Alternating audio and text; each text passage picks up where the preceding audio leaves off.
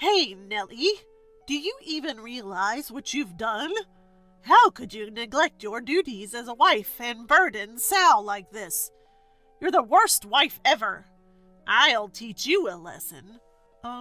Mother-in-law, there's a reason I left. I don't care.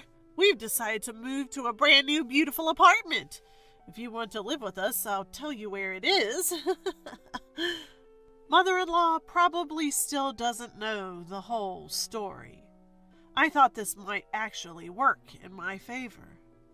No thanks, I'm good. Huh?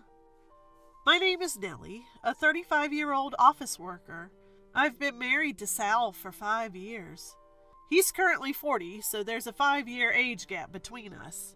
I've always been attracted to older men, and I fell for Sal because he's so calm and kind. Our relationship progressed smoothly, and we got married.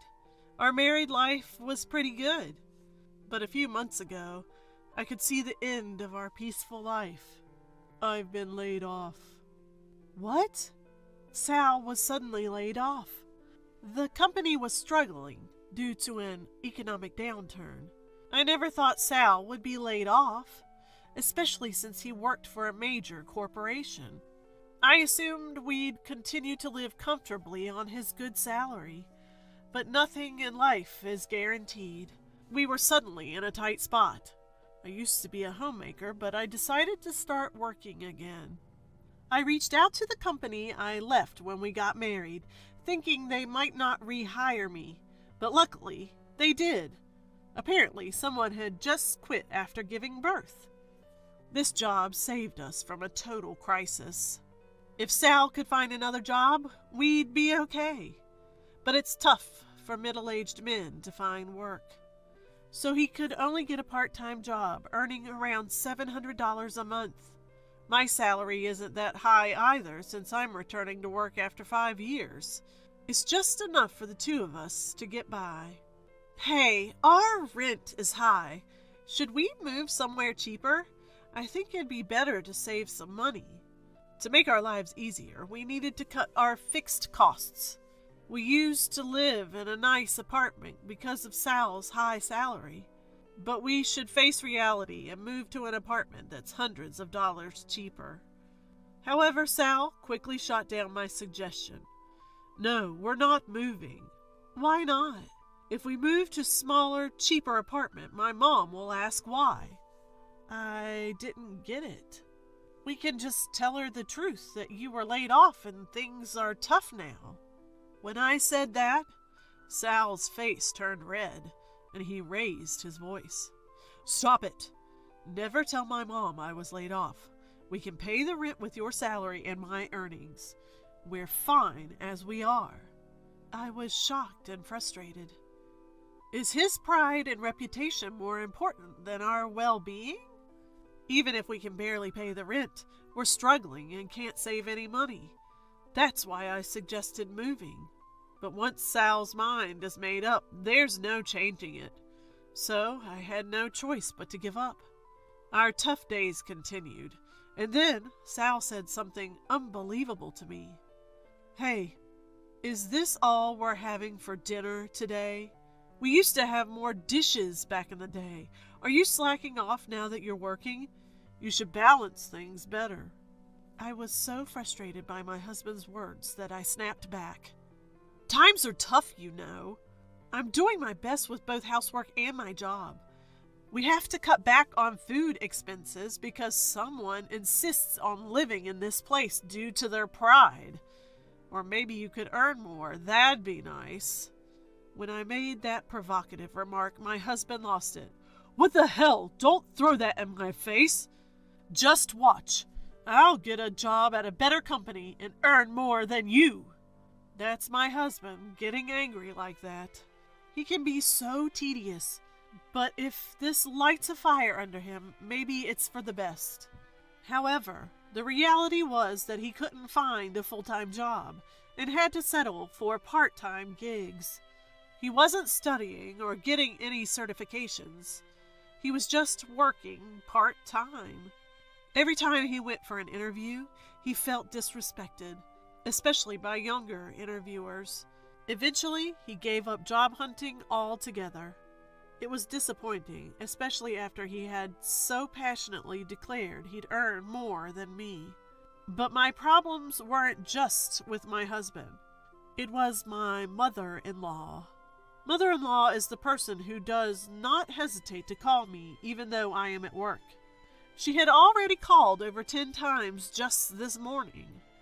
When I called her back during my lunch break, she started yelling right away. "Pick up the phone immediately when I call." Mother-in-law, I've told you I'm at work, right? I don't care about your little job. My calls come first. Ever since my father-in-law passed away a year ago, she's been calling me incessantly.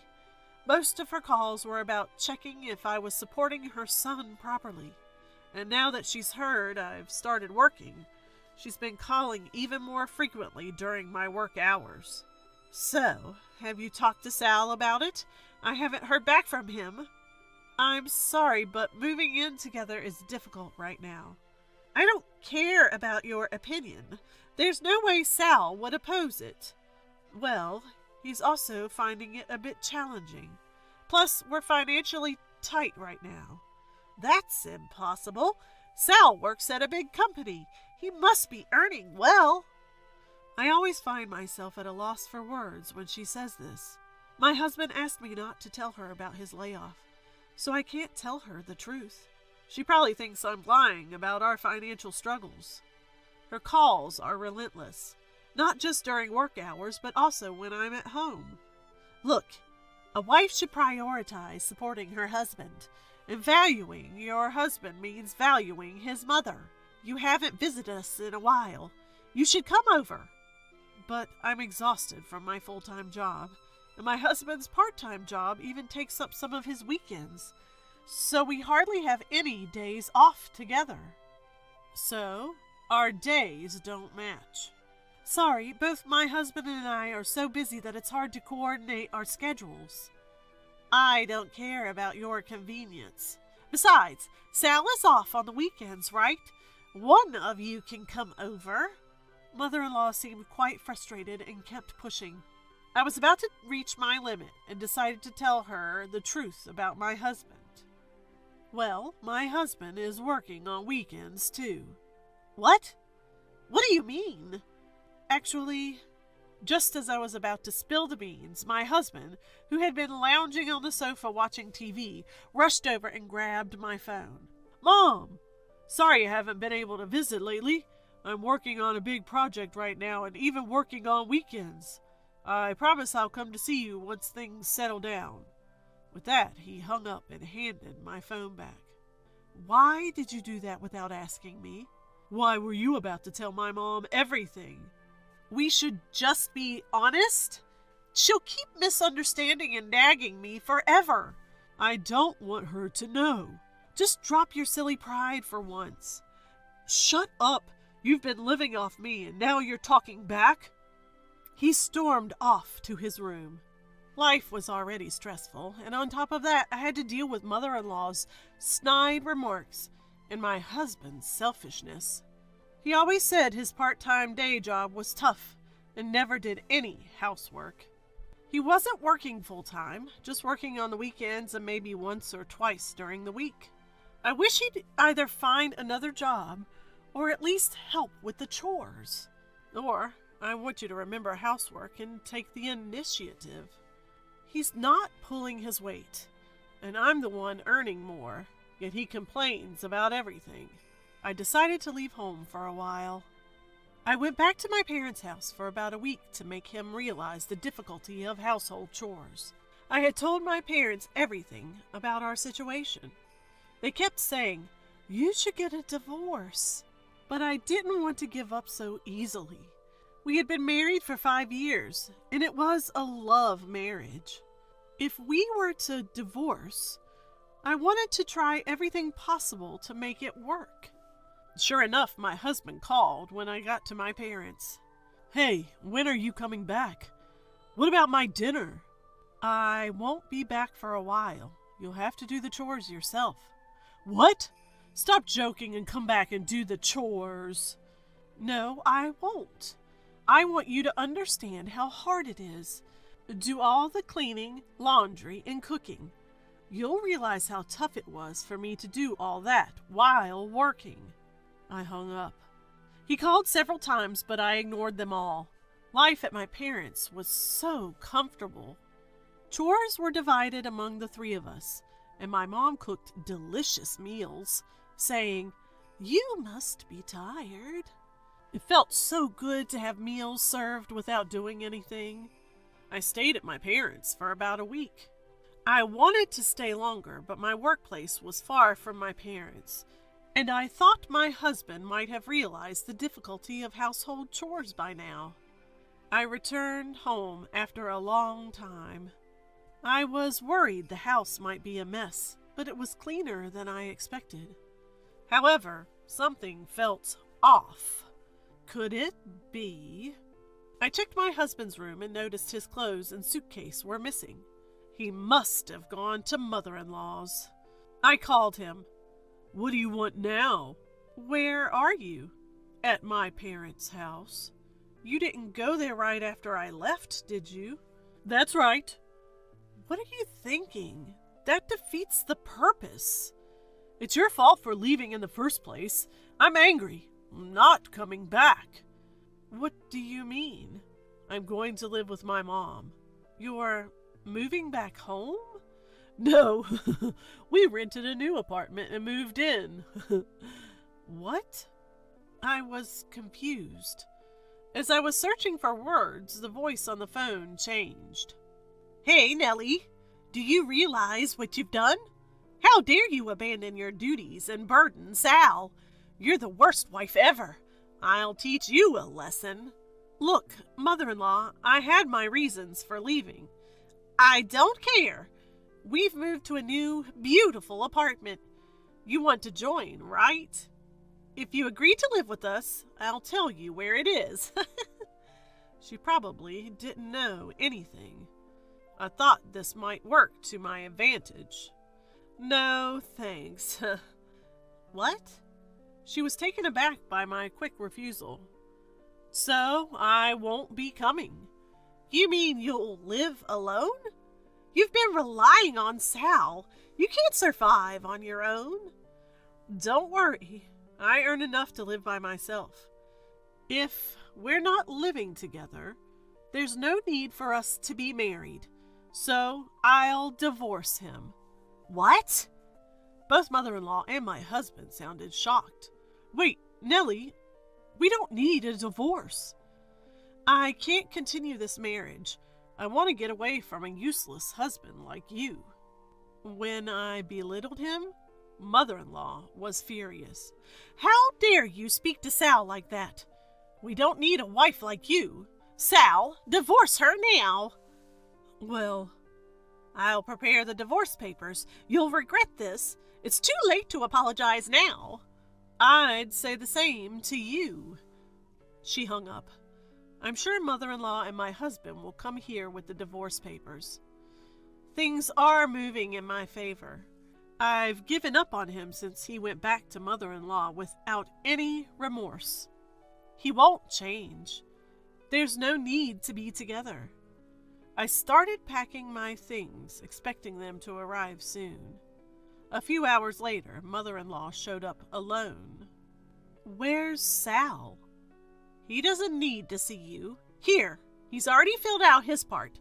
Fill out yours quickly." Mother-in-law thrust the divorce papers at me. I couldn't help but notice that my husband's handwriting seemed shaky. He's such a kind soul. How could he hesitate to divorce a terrible wife like you? "I'll never forgive you for causing him trouble. Enjoy your miserable life and regret this." She yelled at me as I filled out my part. My husband never had the guts to tell mother-in-law the truth because of his pride. What a pathetic man. "What happened to your family home?" "We sold it, so you can't just move in." "I wouldn't want to anyway." "How much did you sell it for? It was pretty old." "That's none of your business. But I'll tell you anyway. We sold it for about $50,000. Not a huge amount, but it helps. Sal will cover the rent for our new apartment. Really? I'm surprised he passed the credit check. What are you talking about? Sal earns a good salary, of course he passed. Did you put that $50K into Sal's account? Why? Oh, you figured it out. But who cares? Stop prying. It's clear you're still hung up on him. But it's too late. It's fine. I'll file the divorce papers. She stormed off, huffing and puffing. I was thrilled to finally be free from them. I packed the rest of my things, moved them to my parents' house, and then found an apartment for myself. I cleverly provoked mother-in-law so I didn't have to split any assets. You think I'd give you any of Sal's precious assets? Remembering my husband's pale face during the asset division discussion still makes me laugh. 2 years later, I got a call from an unknown number one morning. I wonder who it is in the morning hours before going to work. Thinking it might be work-related, I answered. It was mother-in-law. Nellie, please help. Mother-in-law, I don't think you should be calling me. We're strangers now. Don't say that. I'm in trouble. Let me guess. You can't pay the apartment rent and you've run out of savings. How did you... You never knew about his restructuring, did you? You knew?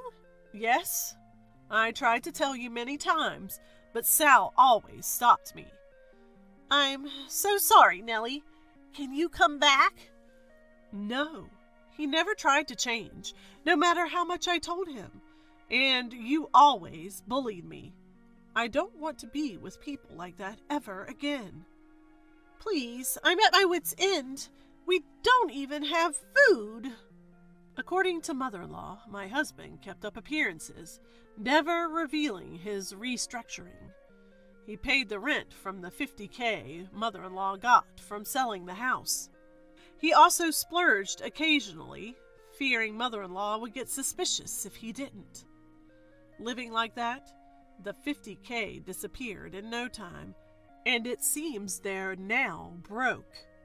You brought this on yourselves. Why not let go of your pride, move to a cheaper apartment, and live modestly? I didn't expect this.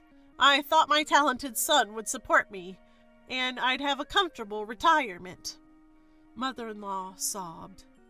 I quietly hung up and blocked her number. Just to be safe, I also filed a restraining order and made sure I could report any issues immediately.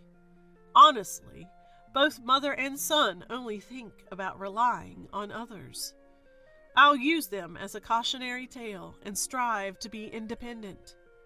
With that thought, I refocused on the task at hand.